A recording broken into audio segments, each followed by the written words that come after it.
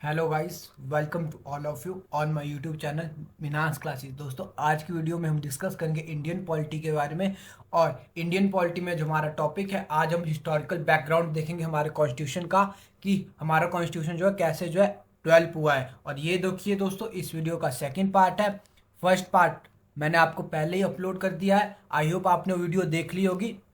तो चलिए शुरुआत करते हैं आज की वीडियो की। देखिए, वीडियो शुरू करने से पहले दोस्तों, अगर आप इस टॉपिक का जो है पीडीएफ डाउनलोड करना चाहते हैं तो मैं हमारा व्हाट्सएप ग्रुप है मिन्हास क्लासेस, उस ग्रुप का लिंक जो है नीचे डिस्क्रिप्शन बॉक्स में डाल दूंगा। आप वहां से जो है हमारा ग्रुप है मिन्हास क्लासेस, व्हाट्सएप ग्रुप है मिन्हास क्लासेस, आप जो इसको ज्वाइन करिए और वहां से जो आप जो है इस टॉपिक जो है पीडीएफ डाउनलोड कर सकते हैं। तो चलिए दोस्तों शुरुआत करते हैं आप। और देखिए, लास्ट वीडियो में हमने जो है रेगुलेटिंग एक्ट ऑफ 1773 जो हमारे पास गवर्नमेंट ऑफ इंडिया एक्ट आया था 1858, यहाँ तक डिस्कस कर लिया था। आज हम जो है जो गवर्नमेंट एक्ट ऑफ 1858 आया था, हम इससे आगे फर्दर डिस्कस करेंगे। तो देखिए, जो फर्दर जो हमारे पास एक्ट है, इस एक्ट का नाम है इंडियन काउंसिल एक्ट ऑफ 1861। अब देखिए, इस एक्ट के मेन पॉइंट है beginning of the representative institution by associating Indian with the law making process. यानी हमारे जो रिप्रेजेंटेटिव थे या जो वॉइसरॉय की जो हमारे पास लेजिस्लेटिव काउंसिल थी, उस लेजिस्लेटिव काउंसिल में हमने जो है इंडियंस को भी इंट्रोड्यूस कर दिया और बेसिकली हमने इंडियंस को जो है लॉ मेकिंग प्रोसेस में ऐड कर दिया। देखिए दोस्तों, जो हमारे पास वॉइसरॉय था, वॉइसरॉय ने जो है 3 पर्सन को जो है नॉमिनेट किया था फर्स्ट टाइम अपनी लेजिस्लेटिव काउंसिल में, और वो 3 पर्सन थे। सबसे पहले हमारे पास थे राजा ऑफ पटियाला और राजा ऑफ बनारस।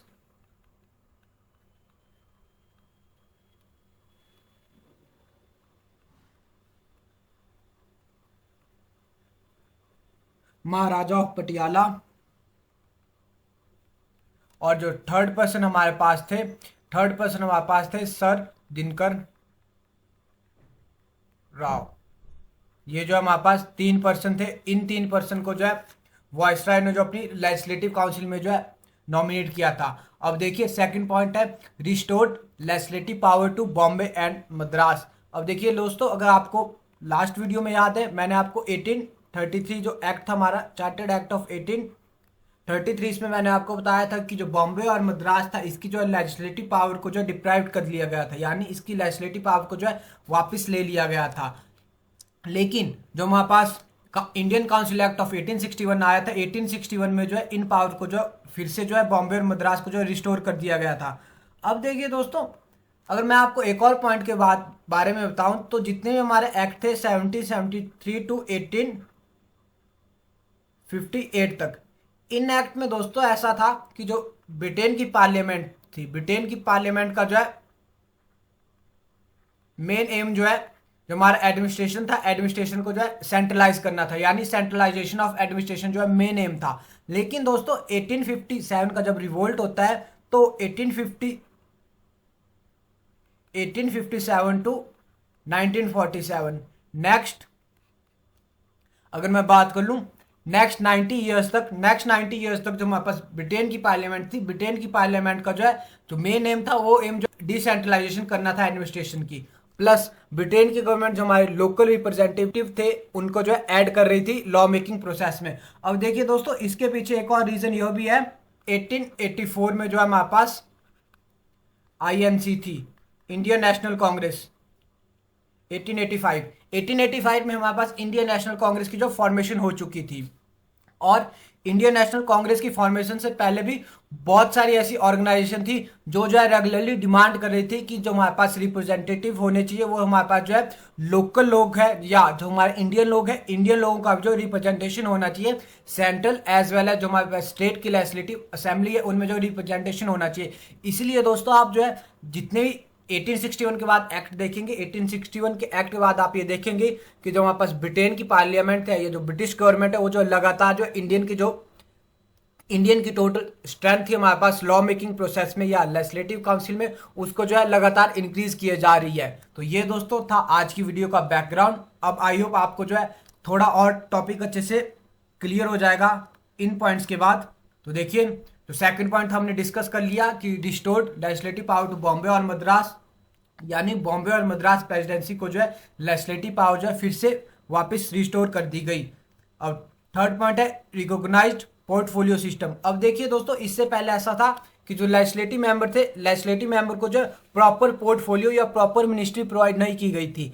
लेकिन 1861 एक्ट के बाद जो है जितने भी मेंबर वॉइसरॉय की एग्जीक्यूटिव काउंसिल में थे उनको जो प्रॉपर पोर्टफोलियो सिस्टम दिया था। अब देखिए पोर्टफोलियो का मतलब है कि उन्हें जो प्रॉपर डिपार्टमेंट एलोकेट किए जाते थे।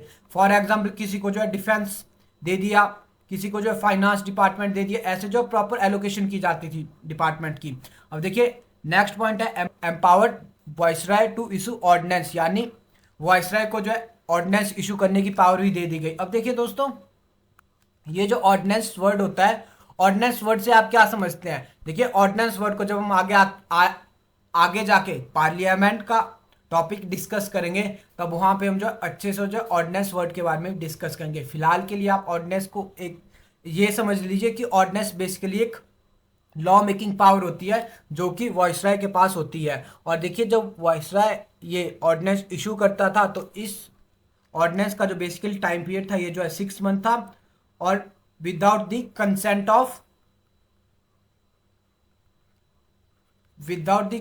ऑफ जो हमारे पास लेजिस्लेटिव असेंबली थी उसकी कंसेंट के बिना भी जो वॉइसरॉय जो हमारा ऑर्डिनेंस जो है इशू कर सकता था। दोस्तों ये इंपॉर्टेंट पॉइंट थे। आई होप आपने जो पॉइंट मैंने स्लाइड में आपको बताया आपने वो पॉइंट भी नोट डाउन कर लिए होंगे। प्लस दोस्तों जो मैं आपको फर्दर ऐड ऑन करा रहा हूँ ना, जितने भी पॉइंट्स आप जो है उन पॉइंट्स को भी नोट डाउन कर लीजिए, क्योंकि दोस्तों जितना आपका ये जो कंटेंट है मैंने जो कंटेंट से इंपॉर्टेंट पॉइंट जो पहले ही सेपरेट कर लिए हैं, तो जो मैं आपको अदर पॉइंट भी बता रहा हूँ आप जो उन पॉइंट को भी नोट डाउन कर लीजिए। अब देखिए सेकंड हमारे पास एक्ट है इंडियन काउंसिल एक्ट ऑफ 1892। अब देखिए इसमें जो हमारे पास फर्स्ट पॉइंट है increase the number of additional non official member in the central and provincial legislative council with official majority. अब देखिए जैसा कि मैंने आपको पहले ही बताया कि 1858 के बाद जो है ब्रिटेन की गवर्नमेंट जो है लगातार जो हमारे पास नॉन ऑफिशियल मेंबर थे। अब देखिए दोस्तों आप जो है टू टाइप्स ऑफ मेंबर देखेंगे, एक हमारे पास नॉन ऑफिशियल मेंबर है और एक हमारे पास जो है ऑफिशियल मेंबर होंगे। ठीक है, देखिए नॉन ऑफिशियल मेंबर्स बेसिकली वो मेंबर हैं जो कि हमारे पास इंडियन है।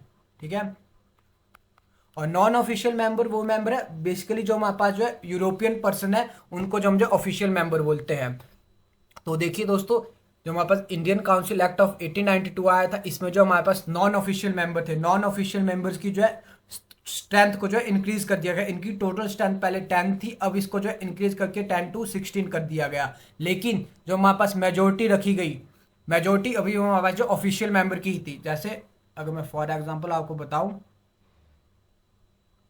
जैसे मान लीजिए हमारे जो है एग्जीक्यूटिव काउंसिल में जो है टोटल 50 मेंबर्स थे और इस एग्जीक्यूटिव काउंसिल में हमारे पास जो है 10 नॉन ऑफिशियल मेंबर थे। तो दोस्तों ये जो हमारे पास लेजिस्लेटिव काउंसिल थी, लेजिस्लेटिव काउंसिल में टोटल हमारे पास 50 मेंबर थे और इसमें जो है 10 नॉन ऑफिशियल मेंबर थे। तो जो इन नॉन ऑफिशियल मेंबर्स थे, नॉन ऑफिशियल की मेंबर को जो है स्ट्रेंथ को बढ़ा के जो है 16 कर दिया गया। लेकिन अभी भी आप जो है इसमें देख सकते हैं कि जो हमारे पास मेजोरिटी है, मेजोरिटी अभी भी हमारे पास जो है ऑफिशियल मेंबर की ज़्यादा है। अब देखिए दोस्तों ये मेजोरिटी ऑफिशियल मेंबर की इसलिए भी ज़्यादा रखी गई ताकि जो डिसीजन मेकिंग हो, डिसीजन मेकिंग अकॉर्डिंग टू हमारे पास जो हमारे पास ऑफिशियल मेंबर्स है या जो हमारे पास यूरोपियन मेंबर है उनके हिसाब से डिसीजन मेकिंग हो सके। अब देखिए सेकेंड पॉइंट है it increased the function of legislative council and gave them the power of discussing the budget and addressing question to the executive। अब देखिए दोस्तों ये जो है बेसिकली 1892 के टाइम जो एक्ट आया है। अब देखिए थोड़ा सा मॉडर्न हिस्ट्री के बारे में भी यहाँ पे डिस्कस करना जरूरी है ताकि दोस्तों आपको जो सारे पॉइंट अच्छे से क्लियर हो जाए। देखिए दोस्तों 1885 में जब हमारे पास INC इंडियन नेशनल कांग्रेस बनती है तो इंडियन नेशनल कांग्रेस का देखिए इंडियन नेशनल कांग्रेस में बेसिकली दो फेज आते हैं। 1885 टू 1907 तक इंडियन नेशनल कांग्रेस में मॉडरेट फेज आता है और 1907 टू 1912 या 15 तक बोल लीजिए एक्सट्रीमिस्ट वाला फेज आता है इंडियन नेशनल कांग्रेस में। अब देखिए हम ज्यादा डीपली तो डिस्कस नहीं करेंगे, लेकिन जितना आज के टॉपिक को समझने के लिए जरूरी है हम जो है वो टॉपिक जो जरूर डिस्कस कर लेंगे। अब देखिए दोस्तों ये जो मॉडरेट फेज था, मॉडरेट फेज इसलिए बोला जाता है क्योंकि जो इस टाइम INC के जो लीडर्स थे हमारे पास, लीडर बेसिकली दोस्तों ये डिमांड करते थे कि आप जो है ज्यादा से ज्यादा जो इंडियन को जो है लेजिस्लेटिव काउंसिल हो गया और एग्जीक्यूटिव काउंसिल हो गया, इसमें जो है ऐड करिए, ठीक है।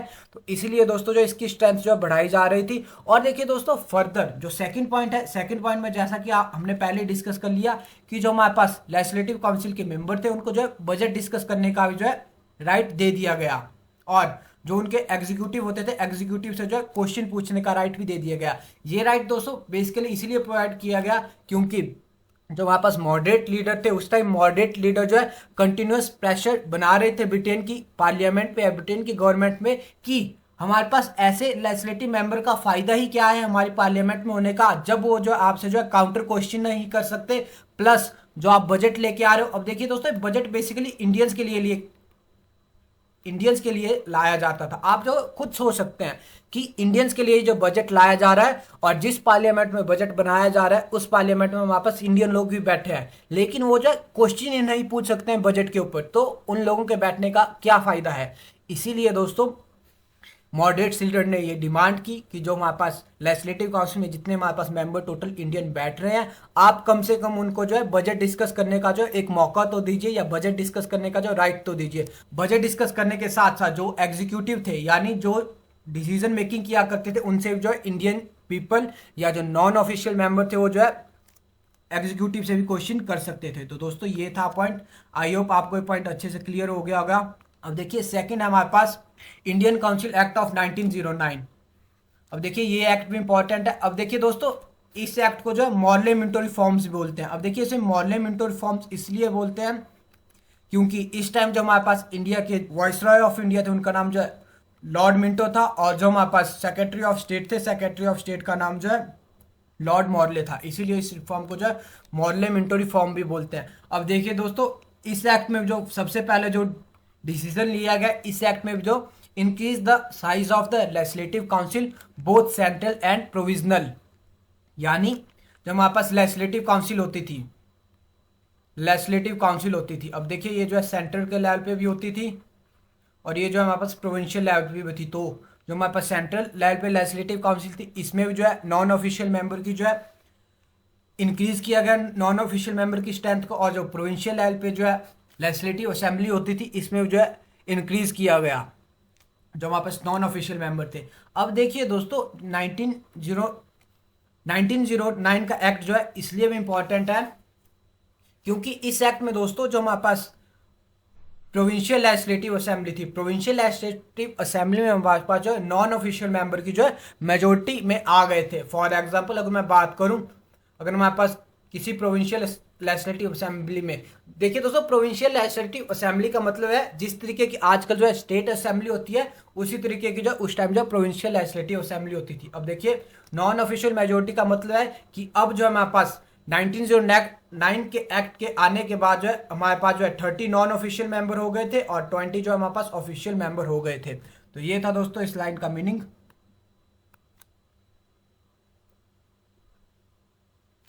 अब देखिए इसके बाद फर्दर डिस्कस कर लेते हैं।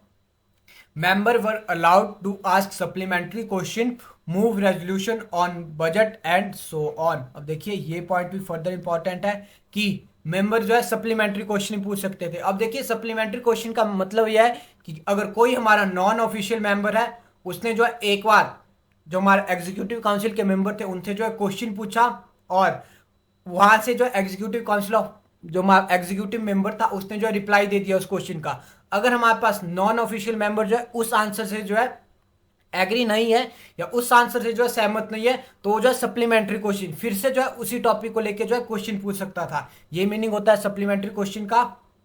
और सेकंड पॉइंट है मूव रेजोल्यूशन ऑन बजट।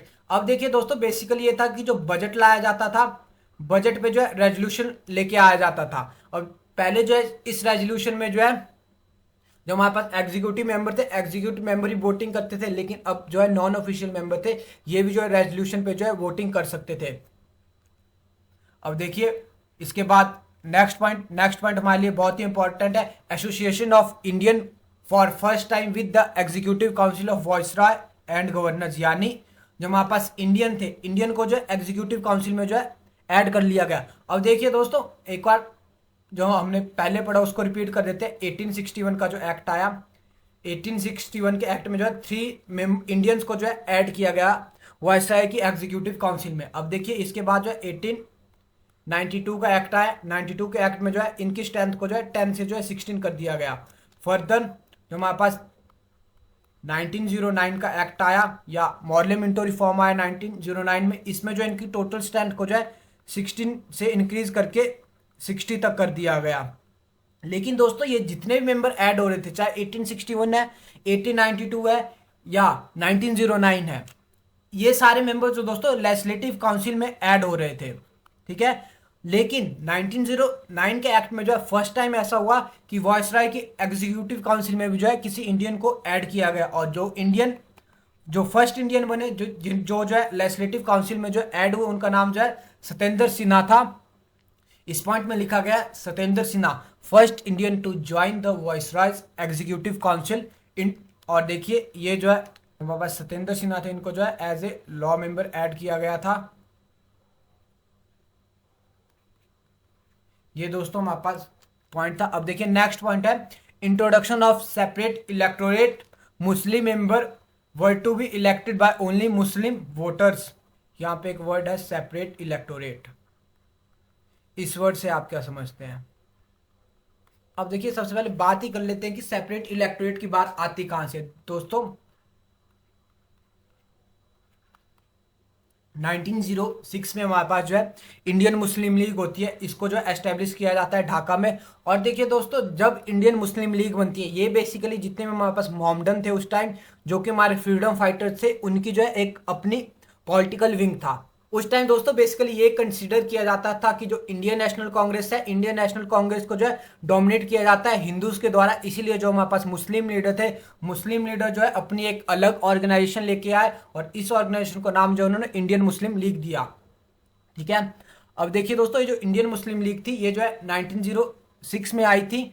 और देखिए दोस्तों जब ये लीग बनी तो इस लीग की जो है सबसे पहले जो बेसिक डिमांड थी, बेसिक डिमांड यही थी कि हमारे पास जो है सेपरेट इलेक्टोरेट होना चाहिए। प्लस दोस्तों 1905 में जो है, अगर आपने मॉडर्न हिस्ट्री पढ़ी होगी तो आपको आइडिया है कि 1905 में जो है, जो हमारे पास ब्रिटिश गवर्नमेंट थी, इसने जो है बंगाल था, जो बंगाल प्रोविंस थी, इसको जो है डिवाइड कर दिया था, यानी बंगाल को सेपरेट कर दिया गया था। एक जो हमारे पास वेस्ट बंगाल बनाया गया था और एक हमारे पास जो ईस्ट बंगाल बनाया गया था। अब देखिए दोस्तों जब इन्होंने जो है या ब्रिटेन की गवर्नमेंट ने जो है बंगाल को डिवाइड किया, उसके बाद दोस्तों पूरे कंट्री में जो है इस टॉपिक को लेके या ये जो स्टेप लिया था, इस स्टेप को लेके जो है बहुत सारा एजिटेशन शुरू हो गया, या बहुत सारे जो है अगर मैं बात करूं पूरे देश में जब एक टाइप से आप बोल सकते हो रिवोल्ट ही स्टार्ट हो गया था जो हमारे पास ब्रिटेन की गवर्नमेंट थी उसके अगेंस्ट।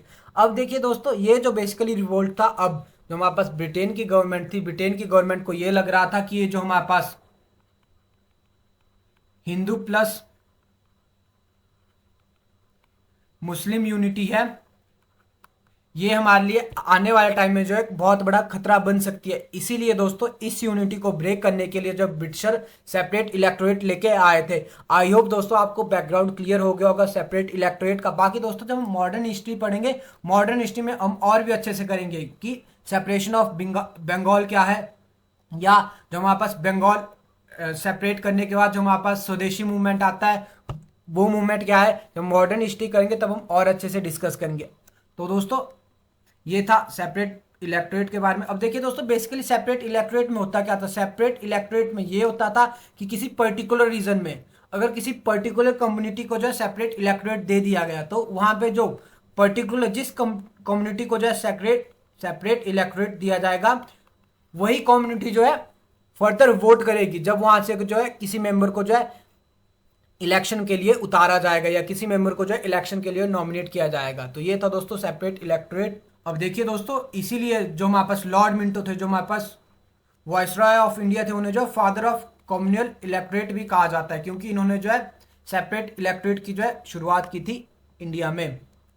अब देखिए दोस्तों सेकंड एक्ट है हमारे पास गवर्नमेंट एक्ट 1919।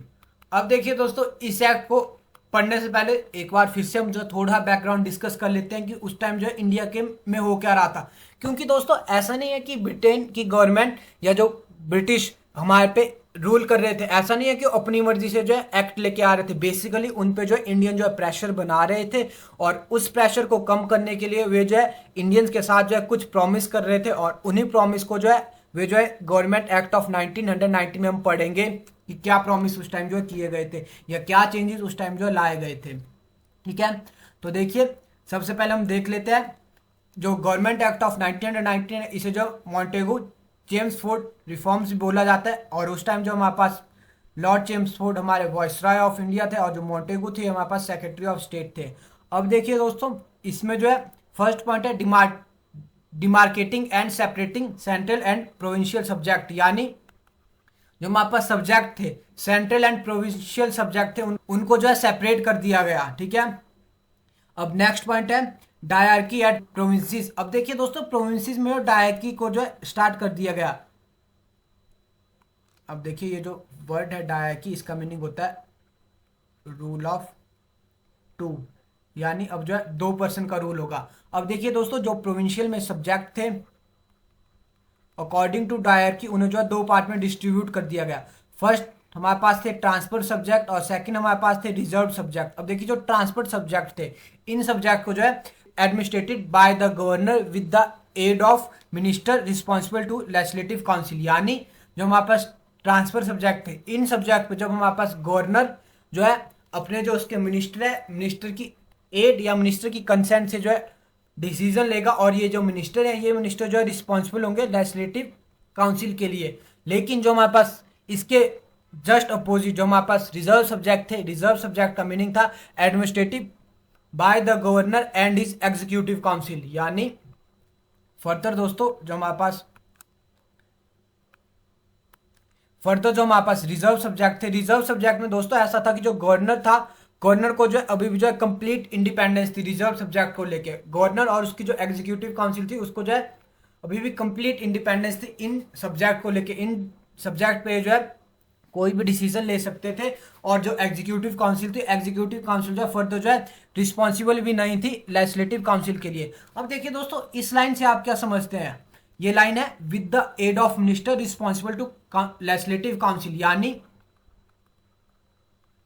जो हमारे मिनिस्टर्स हैं, अगर ट्रांसफर सब्जेक्ट पे गवर्नर और उसके मिनिस्टर जो कोई डिसीजन लेते हैं तो वो जो रिस्पॉन्सिबल है लेजिस्लेटिव काउंसिल के लिए। अब देखिए इस लाइन का मीनिंग है कि जैसे मान लीजिए गवर्नर और उसकी एडमिनिस्ट्रेटिव काउंसिल ने जो है किसी ट्रांसफर सब्जेक्ट पे जो कोई डिसीजन लिया, तो जो लेजिस्लेटिव काउंसिल है, लेजिस्लेटिव काउंसिल जो उस सब्जेक्ट से रिलेटेड जो उन्होंने डिसीजन लिया है उस डिसीजन को जो है काउंटर कर सकती है, या उस डिसीजन से रिलेटेड जो उनसे क्वेश्चन पूछ सकती है कि बताइए आपने ये डिसीजन क्यों लिया। ये मीनिंग है दोस्तों रिस्पॉन्सिबल टू लेजिस्लेटिव काउंसिल वाली लाइन का। लेकिन जो रिजर्व सब्जेक्ट है, रिजर्व सब्जेक्ट में ऐसा कोई प्रोविजन नहीं था। अब थर्ड पॉइंट है introduce bicameralism and direct election. अब देखिए दोस्तों, ये पॉइंट बहुत इंपॉर्टेंट है, एग्जामिनर एग्जाम में पूछता है कि डायरेक्ट इलेक्शन इंडिया में किस एक्ट के थ्रू जो इंट्रोड्यूस किए गए, तो ये जो है गवर्नमेंट एक्ट ऑफ 1919 के थ्रू जो इंट्रोड्यूस किए गए।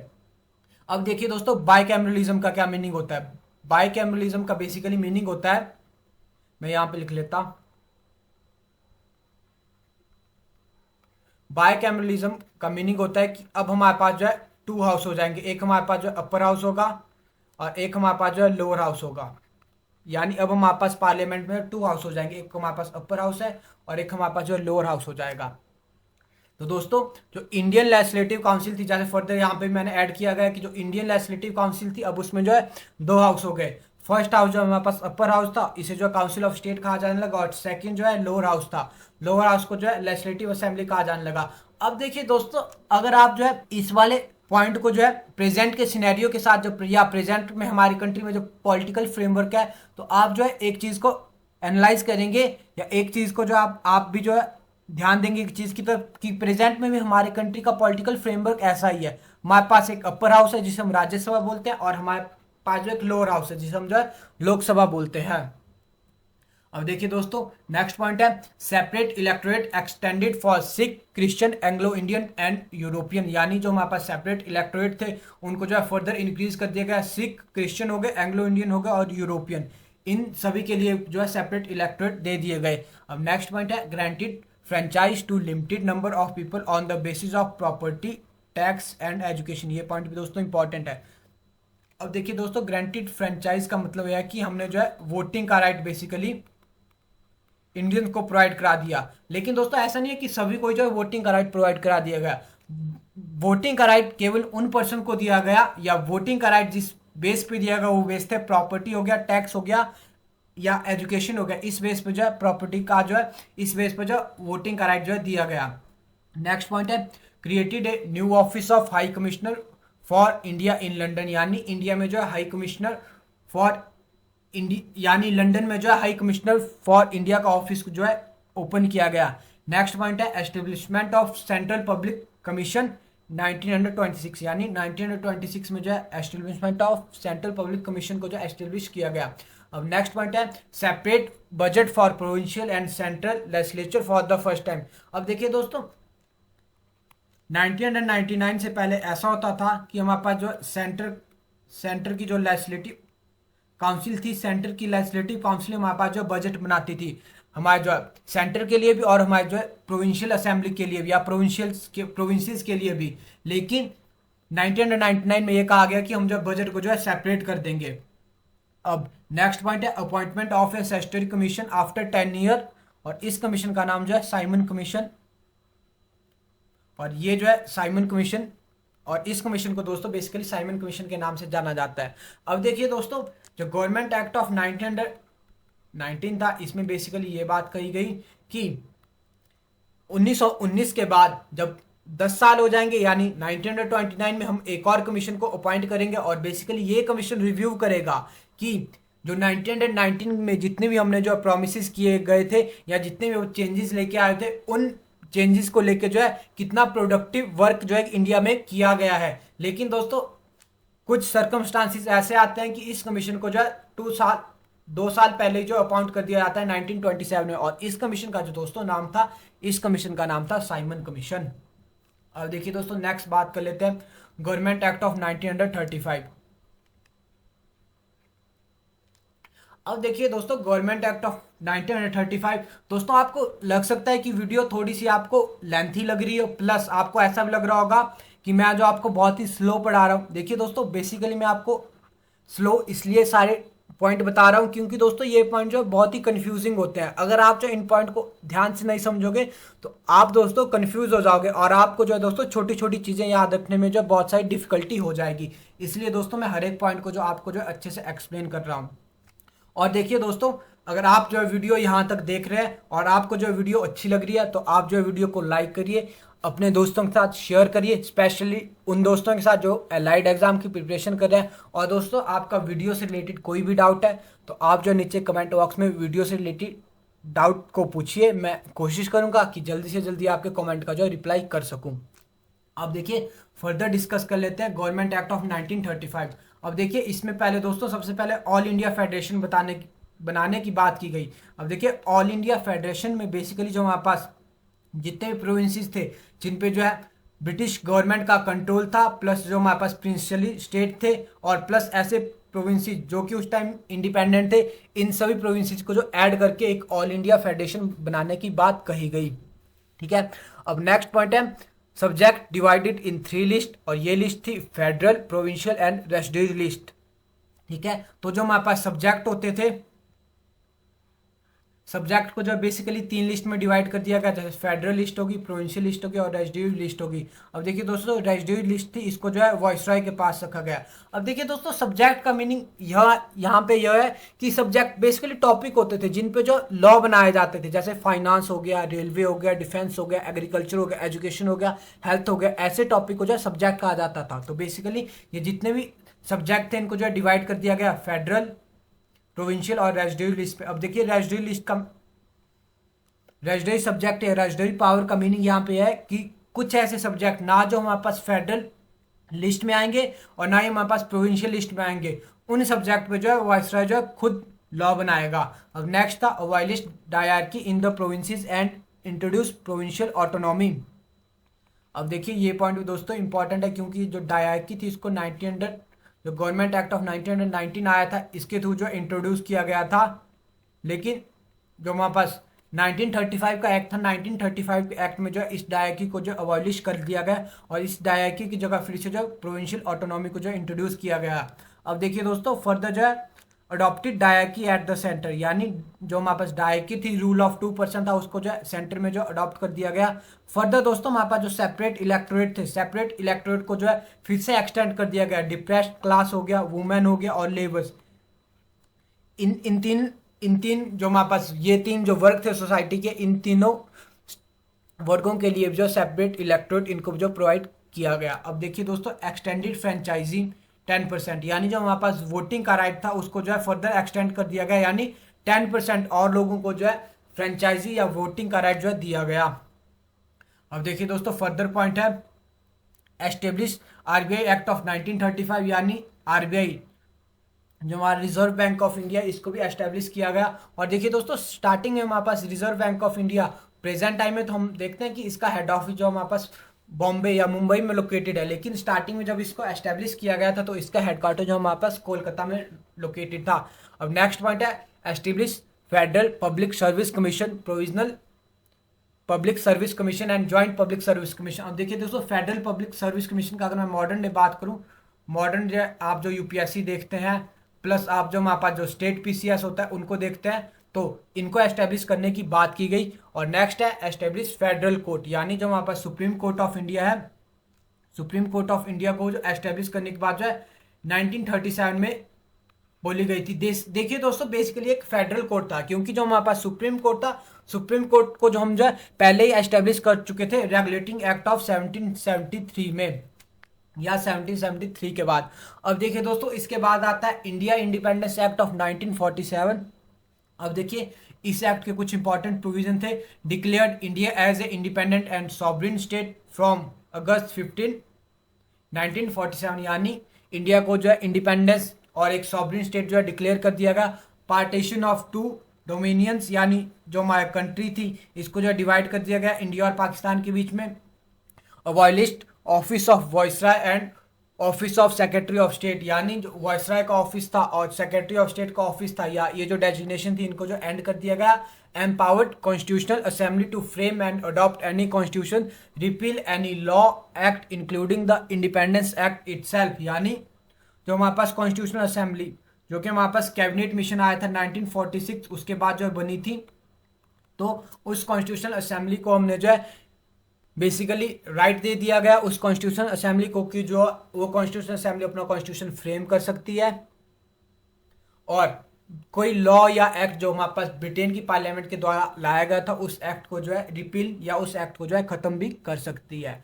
अब देखिए नेक्स्ट पॉइंट है governor general of Bengal and the provincial governor as constitutional head. अब देखिए नेक्स्ट पॉइंट है drop the title of emperor of India. अब देखिए इससे पहले दोस्तों 1947 से पहले जो हमारी जो क्वीन होती थी विक्टोरिया की, जो एम्परर होता था इंग्लैंड का, उसे जो एम्परर ऑफ इंडिया बोला जाता था। अब जो इस टाइटल को जो ड्रॉप कर दिया गया। और देखिए दोस्तों, जो first governor general of India हमारे पास बने थे ये जो है लॉर्ड माउंटबेटन बने थे। और इसके बाद जो है फर्स्ट हमारे पास Indian governor general of first Indian governor general of India बने थे, इनका नाम जो है सी राजा गोपालाचारी था, सी राजा गोपालचारी था। तो दोस्तों ये थे इंपॉर्टेंट टॉपिक, ये थे हमारे सारे इंपॉर्टेंट एक्ट्स। हमने जो है सारे एक्ट्स को जो अच्छे से जो है डिस्कस कर लिया है। और दोस्तों मेरी आपको एक और सजेशन है कि आप जो है इस पीडीएफ को डाउनलोड कर दीजिए और इस पीडीएफ का प्रिंट आउट निकालिए। जितने मैंने आपको जो है एक्स्ट्रा पॉइंट जो मैंने इस पीपीटी में ऐड ऑन किए हैं, आप जो उन पॉइंट्स को जो है उस पीडीएफ में जो ऐड ऑन कर लीजिए। और दोस्तों इस पीडीएफ को जो आप संभाल के रखिए, क्योंकि दोस्तों यहाँ से जो एग्जामिनर बार बार एग्जाम में क्वेश्चन पूछता है। और देखिए दोस्तों ये जो है जितना सारा टॉपिक है, अगर आप खुद एम लक्ष्मीकांत पढ़ेंगे तो आपको जो बहुत सारा टाइम लग जाएगा। इसीलिए मैंने जो इंपॉर्टेंट पॉइंट है वो इंपॉर्टेंट पॉइंट ही अपनी पीपीटी में ऐड किए हैं, ताकि आपका जो है टाइम जो है सेव हो सके। अब देखिए दोस्तों, बेसिकली हमारा जो टॉपिक था, टॉपिक तो खत्म हो गया, लेकिन अब टॉपिक के बाद कुछ हम जो इंपॉर्टेंट क्वेश्चन डिस्कस कर लेते हैं, ताकि आपको आइडिया लग सके कि एग्जामिनर जो है जो हमने पढ़े, जितने भी एक्ट्स पढ़े, उन एक्ट से जो एग्जामिनर किस तरीके से क्वेश्चन पूछता है।